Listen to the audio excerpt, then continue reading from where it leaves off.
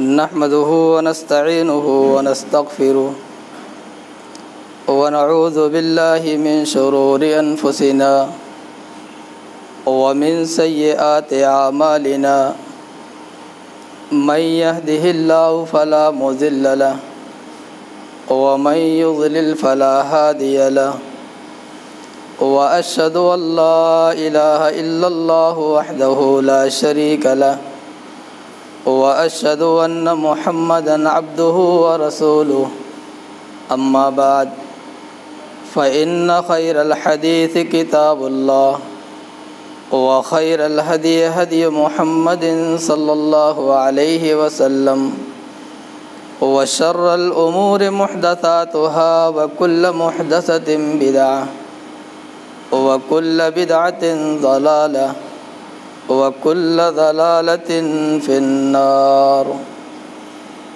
أعوذ بالله من الشيطان الرجيم. بسم الله الرحمن الرحيم. وأزلفت الجنة للمتقين وبرزت الجحيم للغاوين وقيل لهم أين ما كنتم تعبدون من دون الله هل ينصرونكم أو ينتصرون.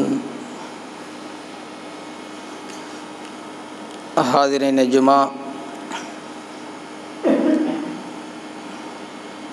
خطبہ مسنونہ کے بعد قرآن مقدس کے 19ویں پارہ کی چند آیات آپ کے سامنے پڑھی گئیں. یہ آیات سورہ شعراء کی ہیں اور ان کے اندر اللہ رب العالمین نے قیامت کے دن محشر کے میدان میں کھڑے بنیادی دو گروہوں کا تذکرہ کیا ہے.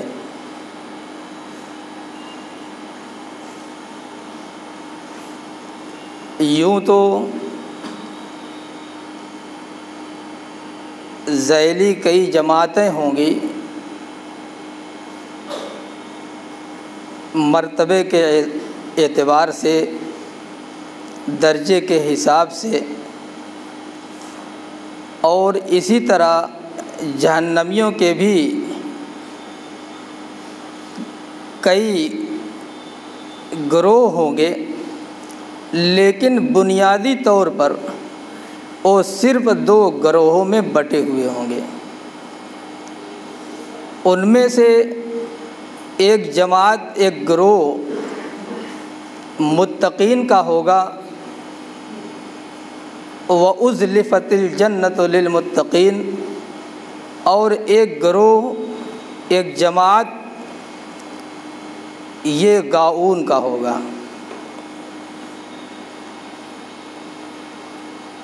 تو اس میدان میں اللہ رب العالمین متقیوں کو ایک خوشی یہ دے گا، ان کو ایک اطمینان یہ دے گا کہ اُزْلِفَتِ الْجَنَّةُ لِلْمُتَّقِينَ، کہ جنت متقیوں کے قریب کر دی جائے گی. حالانکہ جنت کے اندر متقین کو جانا ہی ہے، پھر محشر کے میدان میں جنت کو ان متقین کے قریب لانے کا سبب کیا ہے، اس کی وجہ کیا ہے، یہ جان لیں تو بہتر ہوگا. جب یہ بات معلوم ہے کہ جنت متقین ہی کے لیے بنائی گئی ہے، جیسا کہ اللہ تبارک و تعالیٰ نے فرمایا کہ تِلْكَ الْجَنَّةُ الَّتِي نُورِثُ مِنْ عِبَادِنَا مَنْ كَانَ تَقِيًّا، کہ ہم اپنے ان بندوں کو اس جنت کا وارث بنائیں گے جو متقی ہوں گے. تو جب یہ حقیقت ہے کہ متقین کے لیے جنت بنائی گئی ہے تو محشر کے میدان میں اس جنت کو متقیوں کے قریب لانے کی وجہ کیا تھی؟ تو اس سلسلے میں ابن عثیمین رحمہ اللہ فرماتے ہیں اپنی تفسیر میں کہ قیامت کا دن بڑا ہولناک ہوگا، بڑا پریشان کن ہوگا، نفسی نفسی کا عالم ہوگا، لوگ ڈرے ہوئے ہوں گے، اعلان ہو چکا ہوگا کہ اب اعمال نامے بانٹے جائیں گے، لوگوں کی حالت یہ ہوگی کہ دل اچھل کر حلقوم میں آ گئے ہوں گے، گھبراہٹ، پریشانی، بے چینی۔ تو فرماتے ہیں کہ اللہ تبارک و تعالی جنت کو ان متقین کے قریب لا کر کے ایک طرح سے انہیں اطمینان دے دے گا کہ اگر تمہارے دلوں میں خوف ہے، تمہارے دلوں میں دہشت ہے، تم ڈرے ہوئے ہو، تو اس جنت کو دیکھو، یہ تمہارے لیے تیار کی گئی ہے، اب اپنے دلوں سے ڈر، خوف اور دہشت کو نکال ڈالو۔ تو جنت میں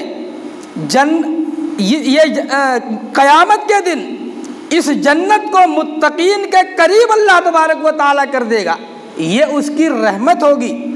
اور دوسری طرف وَبُرِّزَتِ الْجَحِيمُ لِلْغَاوِينَ، جہنم کو جہنمیوں کے قریب ان کے پاس نہیں لایا جائے گا۔ اللہ نے لفظ تبریز ارشاد فرمایا کہ جہنمیوں پر جہنم کو ظاہر کر دیا جائے گا۔ یہ سب میدان محشر کا واقعہ ہے کہ جنت ان کے قریب لائی جائے گی جنتیوں کے، اور جہنم جہنمیوں کے قریب نہ لا کر اللہ تبارک و تعالیٰ دور سے انہیں دکھا دے گا، ظاہر کر دے گا کہ او رہی جہنم۔ اب جب جنت کو اللہ تبارک و تعالیٰ جنتیوں کے قریب لا رہا ہے تو ان بدماشوں کے قریب تو جہنم کو بدرجہ اولا لانا چاہیے تھا، پھر اللہ تبارک و تعالیٰ نے جہنم کو ان کے قریب کیوں نہیں کیا؟ اس کا جواب بھی ابن عثیمین رحمہ اللہ دیتے ہیں اپنی تفسیر میں۔ وہ جواب یہ دیتے ہیں کہ چونکہ اللہ تبارک و تعالیٰ کی رحمت اس کے غضب پر حاوی ہے۔ اس کو ایک حدیث سے آپ سمجھیے، مسلم شریف کی حدیث ہے، ان ابی ہریرہ رضی اللہ تعالی عنہ ان النبی صلی اللہ علیہ وسلم قال لما خلق اللہ الخلق كتب في كتابه فهو عنده فوق العرش ان رحمتی تغلب غضبی، رواہ مسلم فی کتاب التوبہ۔ حضرت ابو ہریرہ فرماتے ہیں کہ نبی کریم صلی اللہ علیہ وسلم نے ارشاد فرمایا، جب اللہ تبارک و تعالیٰ نے مخلوقات کو پیدا کر لیا تو ایک کتاب بنائی اور اس کتاب میں ایک بات لکھ لی اور اس کتاب کو عرش پر اپنے قریب رکھ لیا، عرش پر اپنے قریب رکھ لیا۔ اب اپنے قریب جب رکھا تو اس کتاب میں تھا کیا؟ اس کتاب میں کیا لکھا تھا کہ اللہ نے اسے عرش پر تو رکھا ہی، اپنے قریب رکھا۔ ایک ہوتا ہے عرش پر رکھنا اور ایک ہوتا ہے عرش پر اپنے پاس رکھنا، ایک ہوتا ہے جنت میں چلے جانا اور ایک ہوتا ہے جنت میں اللہ کے پڑوس میں رہنا، دونوں میں بڑا فرق ہوتا ہے۔ زمین اور آسمان کا فرق ہوتا ہے کہ ایک جنت میں جانا اور ایک جنت میں اللہ کے پڑوس میں رہنا۔ یہ دعا کس نے مانگی تھی؟ یہ دعا حضرت آسیہ نے مانگی تھی۔ آسیہ بنت مزاحم فرعون کی بیوی نے مانگی تھی، اللہ مجھے جنت عطا کرنا، اور صرف جنت نہ دینا، اللہ تو جنت میں مجھے وہ جگہ دینا جو بالکل تیرے پڑوس میں ہو۔ تو یہ اللہ تبارک و تعالیٰ نے جب یہ کتاب بنائی، اس کتاب میں ایک بات لکھی تو اس کتاب کو عرش پر اپنے پاس میں رکھا، اور اس میں کیا تھا؟ اس میں یہی لکھا تھا کہ ان رحمتی تغلب غضبی، کہ میری رحمت میرے غضب پر حاوی ہے، میں جبار ہوں، میں قہار ہوں، میں منتقم ہوں، لیکن میری ان تمام صفتوں پر میری صفت رحمت حاوی ہے۔ یہی وجہ ہے کہ اللہ تبارک و تعالی جہنم کو جہنمیوں کے قریب نہیں لائے گا کہ یہ ڈرے ہوئے تو ہیں ہی، ابھی ان کو بہت زیادہ خوف زدہ نہ کرو، ان کو دور سے جہنم کو دکھا دے گا۔ یہ جواب دیا ہے ابن عثیمین رحمہ اللہ نے اپنی تفسیر میں کہ یہ وجہ ہے کہ اللہ تبارک و تعالی جنت کو جنتیوں کے قریب کر دے گا اور جہنم کو جہنمیوں سے دور ہی رکھے گا، صرف ظاہر کر دے گا۔ اب یہ تمام باتیں ہو چکی ہوں گی تو اللہ تبارک و تعالی ان جہنمیوں سے پوچھے گا، وقیل لہم اینما کنتم تعبدون من دون اللہ۔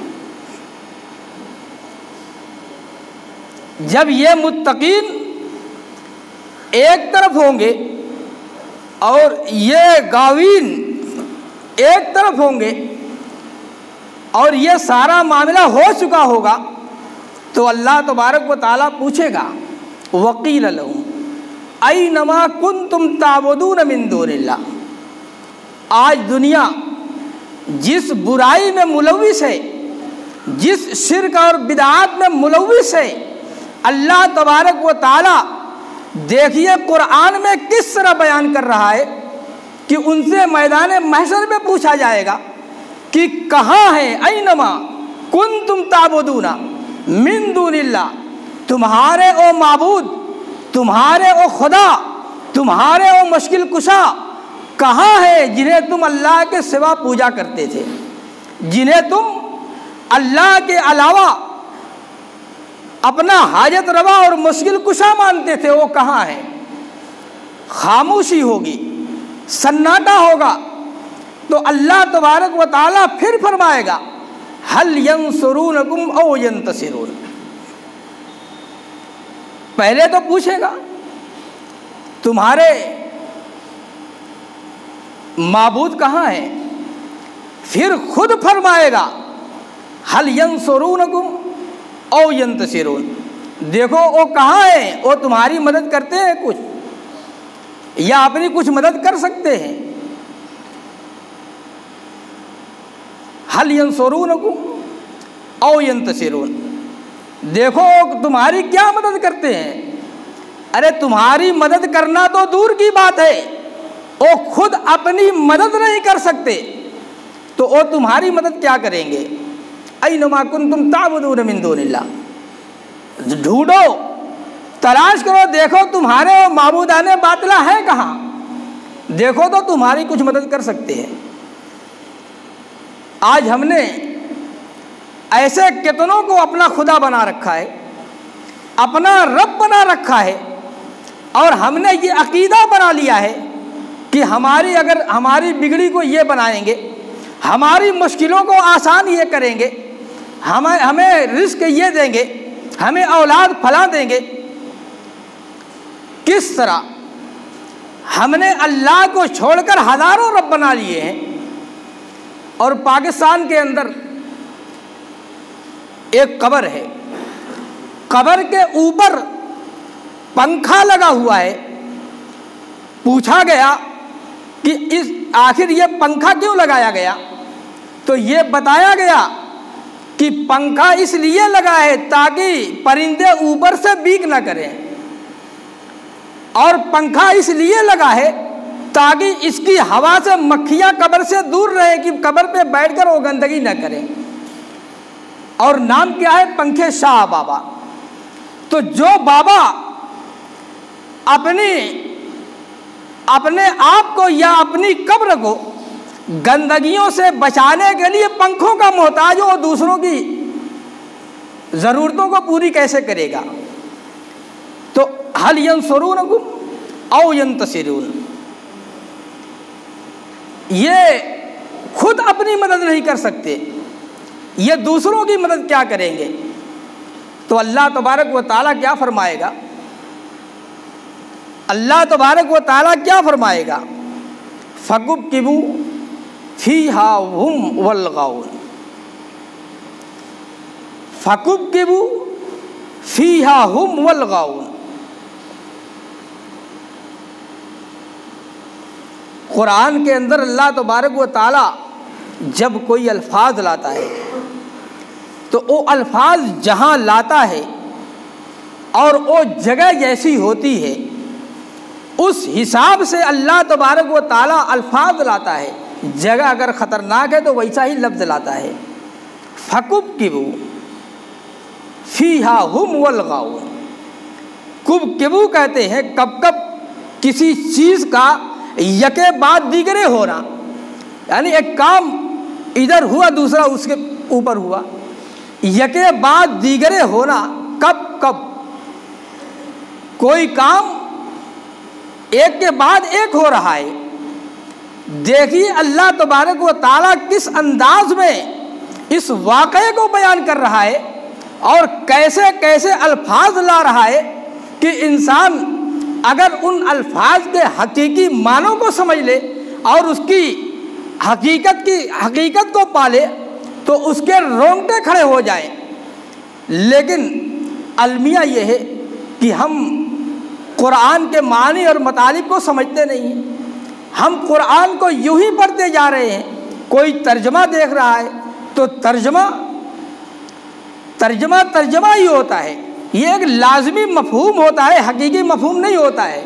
بس انسان کی سمجھ میں یہ بات آ جا رہی ہے کہ یہ کہا جا رہا ہے، ورنہ قرآن کے اندر ایسی جگہوں پر اللہ تبارک و تعالیٰ جو الفاظ لاتا ہے، انسان اگر اس کی گہرائی تک پہنچ جائے تو اس کے رونگٹے کھڑے ہو جائیں، وہ اپنا کھانا پینا چھوڑ دے اور رب کی طرف رجوع کر لے۔ فَكُبْكِبُوا، اس میں اس کی گہرائی میں آپ جائیے کہ کیا ہے۔ فَكُبْكِبُوا فِيهَا هُمْ وَالْغَاوُونَ۔ کب کب کو آپ اس طرح سمجھیے، کہا جاتا ہے زک زکت الاساسی، چڑیوں کا چوں چوں کرنا، اور مفسرین کہتے ہیں کہ نق نقت الزفادے، میڈھکوں کا ٹرٹرانا۔ تو میڈھک جب یہ ٹر ٹر کرتے ہیں تو ایک بار ٹر کر کے خاموش نہیں ہو جاتے، ٹر ٹر ٹر۔ یا چڑیاں جب چوں چوں کرتی ہیں تو وہ ایک دو مرتبہ چوں چوں کر کے خاموش نہیں ہو جاتی، ایک تسلسل بنا رہتا ہے، آواز آتی رہتی ہے، چوں چوں چوں چوں۔ تو یہ الفاظ اللہ تبارک و تعالیٰ دیکھیے کس طرح لاتا ہے کہ فَكُبْكِبُوا فِيهَا، ان کو یعنی جہنمیوں کو سر کے بل جہنم کے اندر یکے بعد دیگرے پھینکا جائے گا، اور ایسے پھینکا جائے گا جیسے آواز ہوتی ہے، چوں چوں چوں، ٹر ٹر ٹر، وہ آواز بند نہیں ہوگی۔ اس کو آپ بھد بھد کے معنی میں لے لیجئے کہ ایک کو سر کے بل جہنم میں پھینکا، آواز آئی بھد، دوسرے کو فوراً اس کے اوپر آیا بھد، تیسرے کو اس کے اوپر پھینکا، چوتھے کو پھینکا، پانچویں کو پھینکا۔ فَكُبْكِبُوا فِيهَا، ان کو یکے بعد دیگرے سر کے بل جہنم میں پھینکا جائے گا۔ اور پھر اللہ تبارک و تعالیٰ لفظ ہم لا کر کے ساری امیدوں کو، کافروں کی، نافرمانوں کی، جہنمیوں کی ساری امیدوں کو ختم کر دے رہا ہے۔ کن کو؟ ہم۔ یہاں ہم سے مراد ان کے او معبودان باطلہ ہیں، ان کے او خدا ہیں جن کو انہوں نے اللہ کے علاوہ اپنا رب بنا لیا تھا۔ اللہ یہ کہہ رہا ہے کہ سب سے پہلے ان خداؤں کو جہنم کے اندر ڈالو۔ وجہ جانتے ہو کیا ہے؟ کوئی بڑا نیتا ہو، پہنچ والا نیتا ہو، ہم ان کے فالوور ہوں، ہم ان کے حامی ہوں، ہم اگر جرم کریں گے اور نیتا جی اگر باہر رہیں گے تو ہمارے دل کو اطمینان رہے گا، ہے نا، نیتا جی باہر نکال لیں گے، یہ دل کو اطمینان رہے گا۔ اللہ تبارک و تعالی لفظ ہم لا کر کے کافروں کی ساری امیدوں کو ختم کر دے رہا ہے کہ پہلے ان کے خداؤں کو جہنم میں ڈالو، اس کے بعد ان غاوین کو جو ان کی عبادت کرتے تھے ان کو جہنم میں ڈالو۔ تو پہلے اللہ ان معبودان باطلہ کو جہنم میں ڈالے گا، اس کے بعد ان کی عبادت کرنے والوں کو جہنم میں ڈالے گا۔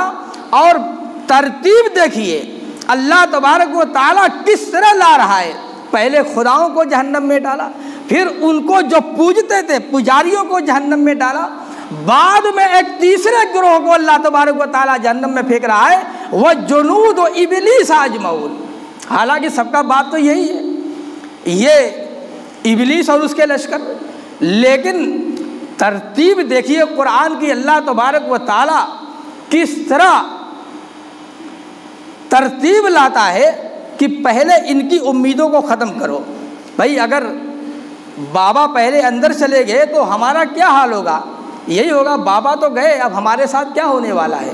تو اللہ یہ فرما رہا ہے کہ پہلے ان خداؤں کو جہنم میں ڈالو اور ان کی امیدیں تاکہ ختم ہو جائیں۔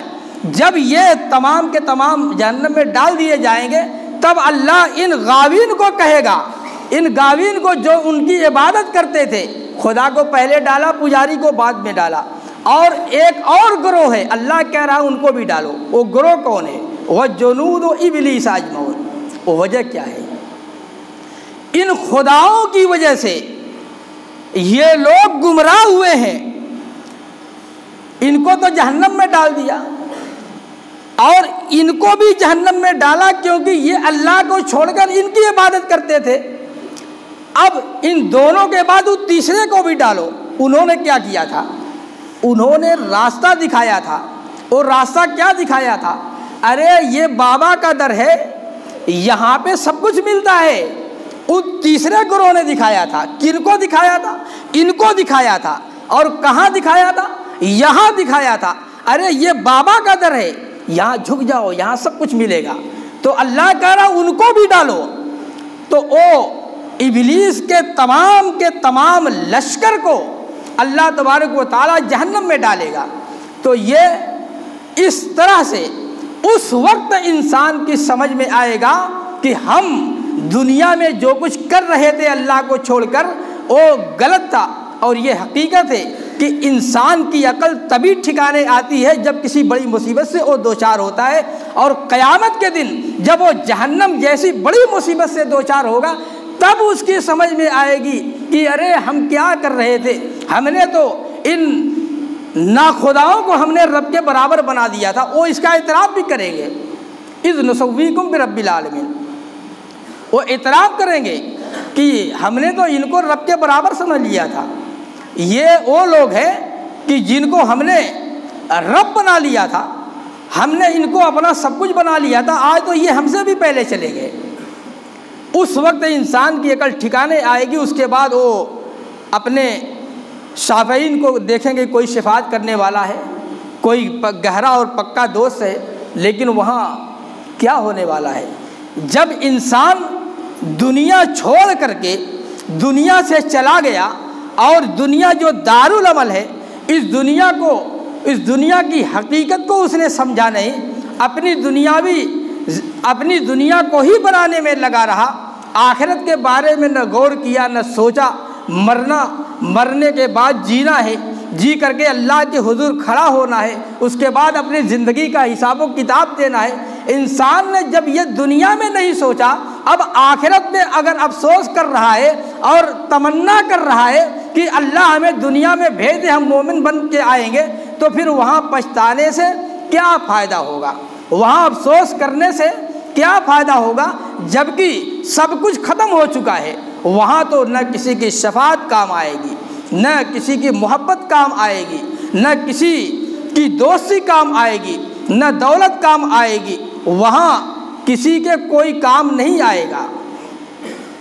وہاں آپ ہوں گے، آپ کا عمل ہوگا، اور شفاعت صرف انہی لوگوں کے بارے میں کی جائے گی جن کے بارے میں عرش والا حکم دے گا۔ اس کے علاوہ اگر ہم کسی پہ تکیہ کیے بیٹھے ہیں، ہم کسی کے مرید بنے ہوئے ہیں، اور ہم یہ یقین رکھتے ہیں کہ ہم ان کے پیچھے پیچھے جنت میں چلے جائیں گے، تو وہ یہ بات جان لے کہ ولا تزر وازرۃ وزر اخری، ہر آدمی اپنا اپنا ذمہ دار ہے، کوئی کسی کے کام آنے والا نہیں، کوئی کسی کا بوجھ اٹھانے والا نہیں، کوئی کسی کو لے کر جنت میں جانے والا نہیں، کوئی کسی کو جہنم سے بچانے والا نہیں۔ انسان وہ اپنے آپ کا، اپنے عمل کا ذمہ دار ہے۔ تو قیامت کا دن وہ بڑا ہولناک دن ہوگا، بڑا تباہ کن دن ہوگا، اور لوگ نفسی نفسی کے عالم میں ہوں گے، یہاں تک کہ لوگ اپنے عزیز و اقارب کو بھولے ہوئے ہوں گے، ہر شخص کو اپنی اپنی پڑی ہوگی، یہاں تک کہ انسان کی تمنا، اس کی آرزو یہ ہوگی کہ ساری کائنات کے برابر سونا دے دیں اور اس کے بدلے میں اس دن کی پریشانی سے نجات مل جائے، تو وہ ایسا بھی کرنے کے بارے میں، حالانکہ ہونے والا تو ہے نہیں، لیکن اس دن کچھ ہونے والا نہیں ہے۔ اس دن کے لیے اگر کچھ ہے تو آج ہے، آج ہم زندہ ہیں، ہماری سانس آج آ رہی ہے، ہم عمل کرنے کے لیے آزاد ہیں، ہمارے پاس جان ہے، قوت ہے، طاقت ہے، ہمارے پاس پھرتی ہے، ہمارے پاس سب کچھ ہے۔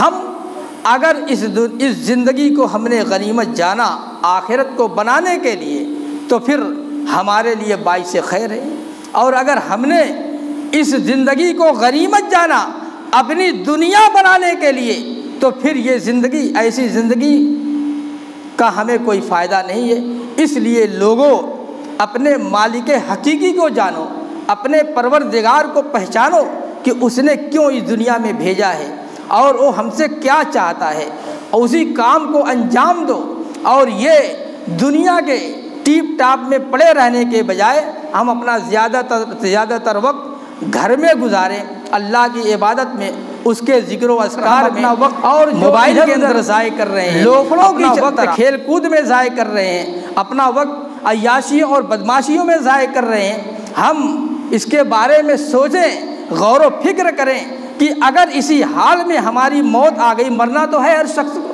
اگر اسی حال میں ہماری موت آ گئی تو پھر یہ موت کیسی موت ہوگی؟ لوگ تو دعا کرتے ہیں اللہ ہمیں موت آئے تو ایمان کی حالت میں آئے۔ تو لوگوں، ایک بات یاد رکھ لو کہ انسان جس حالت میں مرے گا اسی حالت میں قیامت کے دن اٹھایا جائے گا۔ آپ قرآن پڑھتے ہوئے اگر دنیا سے جاؤ گے، قیامت کے دن اٹھو گے تو قرآن پڑھ رہے ہوگے۔ آپ نماز کی حالت میں دنیا سے جاؤ گے، قیامت کے دن اٹھو گے تو نماز کی حالت میں اٹھو گے۔ آپ اگر موبائل دیکھتے ہوئے دنیا سے گئے تو رب کعبہ کی قسم ہے آپ قیامت کے دن موبائل دیکھتے ہوئے اٹھیں گے۔ آپ خود فیصلہ کر لیجئے کہ اگر آپ اس حالت میں اٹھے، آپ موبائل کے اندر غلط قسم کی چیزیں اگر دیکھ رہے ہیں، اسی حالت میں آپ کی روح دنیا آپ کے جسم سے الگ ہو جاتی ہے، تو آپ قیامت کے دن رب کے سامنے سرخرو ہوں گے یا ناکام ہوں گے۔ یہ تمام باتیں سوچنے کی، غور کرنے کی ہیں۔ ابھی ہمارے دماغ میں یہ بات نہیں آ رہی ہے، ہم بھی کبھی آپ کی طرح تھے تو ہمارا دماغ بھی یہی کہہ رہا تھا، لیکن آج جب ہم تھوڑا اور آگے گئے ہیں تو ہمارا فرض یہ بنتا ہے کہ ہم اس وقت غلط تھے، ہم اس وقت غلط تھے، ہم آج آپ کو تنبیہ کر رہے ہیں، یہ صحیح کر رہے ہیں۔ آپ جو موبائل کے اندر اپنا وقت ضائع کر رہے ہیں، باز آ جائیے، اپنے آپ کو دین کی طرف موڑیے۔ یار وقت بڑے اور حالات بڑے خراب چل رہے ہیں، آپ لوگ اپنے آپ میں مگن ہیں، اور ہم اس بات کی فکر لیے بیٹھے ہیں کہ ہماری آگے کی زندگی کس طرح کٹے گی۔ ہمارے ساتھ دیکھ رہے ہیں پورے عالم کے اندر ہمارے ساتھ کیسا برتاؤ ہو رہا ہے، کیا سلوک ہو رہا ہے، اور یہ سب کچھ جو ہو رہا ہے سب ہمارے اپنے عملوں کا نتیجہ ہے۔ اس لیے ہم اس دنیا کی زندگی کو غنیمت جانیں، اپنا وقت اللہ کی عبادت میں، ذکر و اذکار میں، آخرت کو بنانے میں گزاریں۔ اللہ تبارک و تعالی ہمیں نیک عمل کرنے کی توفیق عطا فرمائے، آمین یا رب العالمین۔ بارک اللہ لی و لکم فی القرآن العظیم۔